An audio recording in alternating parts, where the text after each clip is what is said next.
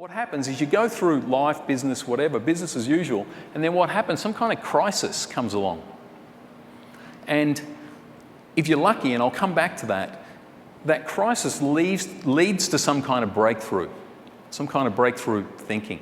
And then what happens is that creates a new reality, and which eventually becomes business as usual. So I'm looking at this and I'm thinking, yeah, I like it, but that's not what's happening for me. So I looked at it in a different way.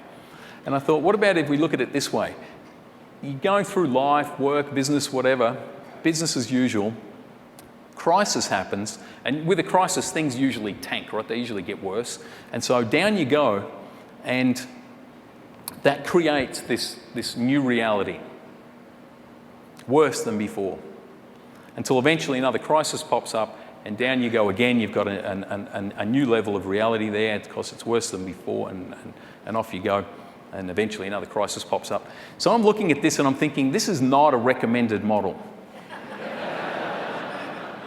I see a lot of people using it, but this is not a recommended model. So I figured there's got to be another way to look at this.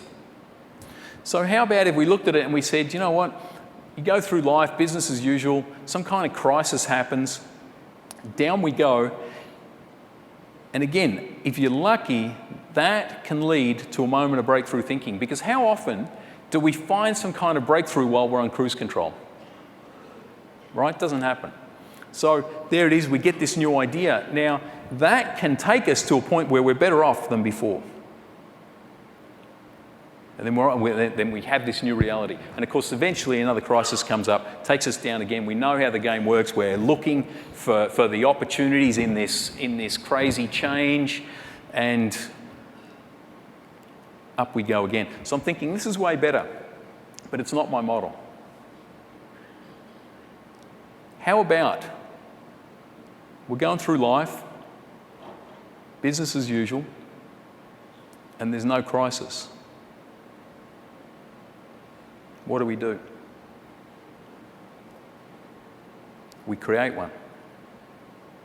Now, before I freak everybody out, I like to call it the mini crisis. You do something that's outside the box, right? Something that pushes that circle out, makes you a little bit uncomfortable, because we know that that's where breakthrough lies, and that it can take us up to a place where we're better off than before. Until, of course, on cruise control again for too long, we create our own little mini crisis, and off we go. But here's the key piece to this model. What would happen if we didn't do something to shake things up while we're on cruise control there? What would happen? Somebody else would create it for us. Right? Somebody else would pull the rug out from under you, come up with a better product than you. Right? We have to be constantly disrupting ourselves first, is the way that I would put it. And I think that was the key piece for me in getting all these pieces of my life back, and eventually reaching a point that I couldn't have reached before, even with 2 legs. Here's another mind bender for you. If I had the chance to go back and not go through this experience, turn the clock back, I wouldn't go back. Right? I honestly wouldn't go back. It's taught me so much to be who I am now. The option to go back and be the same old guy cruising around on 2 legs, forget it. I'm not interested. Right? Change is hard,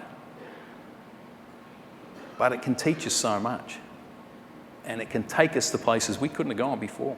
We couldn't go without it. It's just how it works.